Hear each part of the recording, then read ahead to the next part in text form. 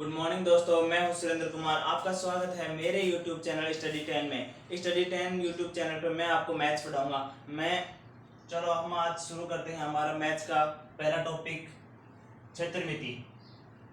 क्षेत्रमिति होगा हमारे मैथ्स का पहला टॉपिक, क्षेत्रमिति। ओके दोस्तों, क्षेत्रमिति क्या होती है? क्षेत्रमिति में हम किसी भी प्रकार की बंद आकृतियों का क्षेत्रफल और आयतन के बारे में अध्ययन करते हैं। क्षेत्रमिति को हम दो भागों में डिवाइड करके अध्ययन करते हैं। क्षेत्रमिति को हम दो भागों में डिवाइड करके अध्ययन करते हैं। एक भाग में 2D आकृतियां आती हैं और दूसरे भाग में 3D आकृतियां आती हैं। ओके दोस्तों, 2D आकृतियों में हम क्षेत्रफल और परिमाप का अध्ययन करते हैं। 2D आकृतियों में हम क्षेत्रफल और परिमाप का अध्ययन करते हैं। ओके, इसी प्रकार 3D आकृतियों में हम पृष्ठीय क्षेत्रफल और आयतन का अध्ययन करते हैं। ओके दोस्तों, चलो अब हम 2D आकृतियों को आगे दो भागों में डिवाइड करते हैं। पहला भाग है जिसमें हम वृत्त का अध्ययन करते हैं, वृत्त, सर्किल। इसका दूसरा पार्ट है बहुभुज।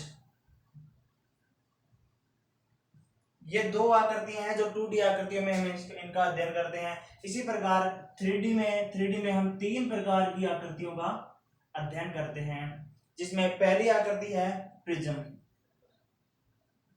दूसरी आकृति है पिरामिड और तीसरी आकृति है गोला। ओके दोस्तों, अब हम जो 2D आकृतियां हैं उन आकृतियों में वृत्त और बहुभुज को भी हम दो भागों में विभाजित करते हैं, जिसमें पहला भाग है त्रिभुज और इसका दूसरा भाग है चतुर्भुज। बहुभुज को हम त्रिभुज और चतुर्भुज दो भागों में डिवाइड करके अध्ययन करते हैं। और प्रिज्म को हम घन, क्यूब, घनाभ, क्यूबॉइड एंड बेलन ट्यूब, इन तीन भागों का अध्ययन हम प्रिज्म में करते हैं। ओके, पिरामिड में सिर्फ एक ही आकृति आती है, शंकु आकृति पिरामिड के अंदर आती है। ओके दोस्तों, शंकु किस प्रकार का होता है? शंकु तो आपने सबने देखा ही होगा। शंकु का एक शीर्ष और आधार होता है।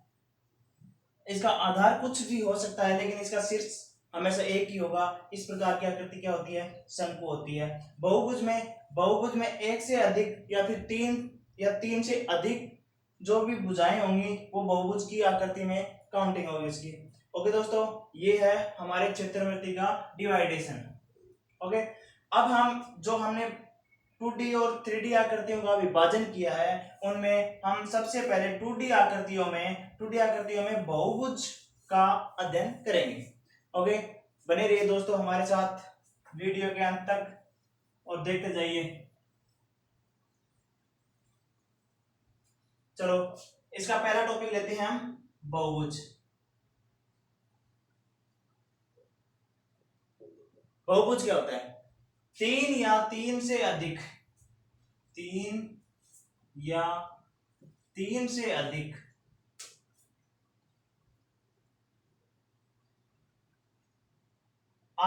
भुजाओं से, तीन या तीन से अधिक भुजाओं से घिरी हुई बंद आकृति बहुभुज कहलाती है।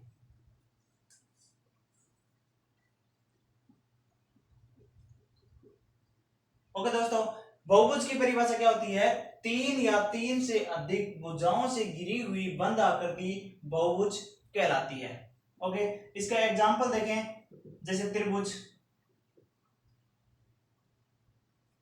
चतुर्भुज, पंचभुज और षटभुज। ये सभी आकृतियां किन में आती हैं? बहुभुज आकृतियों में आती हैं। ओके दोस्तों, ये है बहुभुज। तीन या तीन से अधिक भुजाओं से घिरी हुई बंद आकृति बहुभुज कहलाती है, जिसमें त्रिभुज, चतुर्भुज, पंचभुज, षटभुज ये सभी आकृतियां काउंट होती हैं। अब हम बहुभुज को भी 4 भागों में डिवाइड करते हैं। बहुभुज 4 प्रकार का होता है। कितने प्रकार का होता है बहुभुज? 4 प्रकार का होता है, जिसमें पहला होता है समबाहुभुज।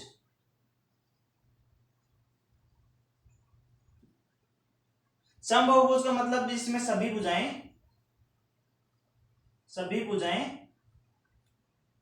समान होती हैं। ओके। दूसरा भाग होता है इसका समकोणीय बहुभुज। इस प्रकार के बहुभुज में सभी कोण समान होते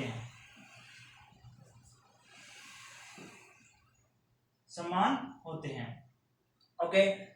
तीसरा है समबाहु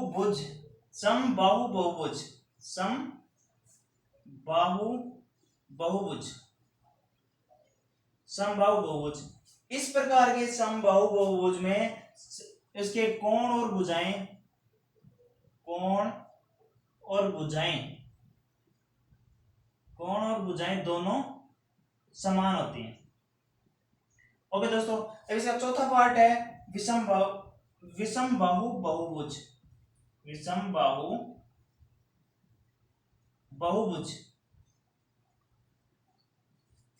इस प्रकार के बहुभुज में कोण और भुजाएं सभी असमान होती हैं। इस प्रकार के इसमें कोण और भुजाएं दोनों असमान होते हैं। ओके दोस्तों, देखिए बहुभुज 3 या 3 से अधिक भुजाओं से घिरी हुई बंद आकृति बहुभुज कहलाती है। बहुभुज के जो निम्न उदाहरण हैं त्रिभुज, चतुर्भुज, पंचभुज, षटभुज। बहुभुज को हम 4 भागों में डिवाइड करके अध्ययन करते हैं, जिसमें पहला भाग है समबाहुभुज, जिसमें सभी भुजाएं समान होती हैं। इसका मतलब क्या हुआ? इसका मतलब ये हुआ कि जो समांतर चतुर्भुज होता है, इसकी सभी भुजाएं क्या होती हैं? समान होती हैं। जैसे ये भुजा ए है, ये भी ए है, ये भी ए है, ये भी ए है। तो इस प्रकार का जो चतुर्भुज होगा, बहुभुज होगा, वो क्या होगा? समबाहुभुज होगा। इसमें ना तो कोण बराबर हैं और ना ही इसके बहिष्कोण बराबर हैं, इसलिए इसकी सभी भुजाएं बराबर होने के कारण ये समबाहुभुज है। समकोणीय बहुभुज। इस प्रकार के बहुभुज में उसके कोण बराबर होते हैं, ना कि भुजाएं बराबर होती हैं। जैसे आयत में क्या होता है कि प्रत्येक कोण 90 डिग्री का होता है, लेकिन इसकी भुजाएं बराबर नहीं होती हैं। इसलिए हम इसे क्या कहते हैं? समकोण। प्रत्येक कोण समकोण है, 90 डिग्री है, लेकिन भुजाएं बराबर नहीं है, इसलिए हम इसे समकोण ये बहुभुज कहते हैं। समबाहु बहुभुज। इसमें क्या है कि भुजाएं और कोण दोनों समान होते हैं। इसमें क्या होता है? इसमें वर्ग और समबाहु त्रिभुज आते हैं।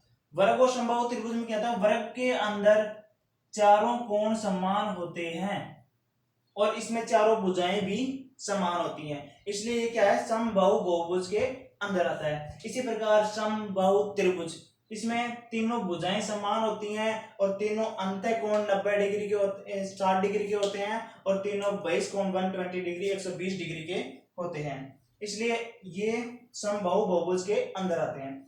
विषमबाहु बहुभुज के अंदर जिसमें कोण और भुजाएं दोनों असमान हो, जैसे इसमें कोई भी किसी भी प्रकार का चतुर्भुज ले सकते हैं, या फिर 4 भुजाओं से घिरी आकृति, 5 भुजाओं से घिरी आकृति, कितनी भी भुजाओं से घिरी आकृति ले सकते हैं, जिसमें कोण ना तो कोण बराबर हो और ना ही भुजा बराबर हो, वो क्या आता है? विषमबाहु बहुभुज में आता है। ओके दोस्तों, वीडियो पसंद आए तो कृपया लाइक और शेयर जरूर करें और चैनल को सब्सक्राइब करें।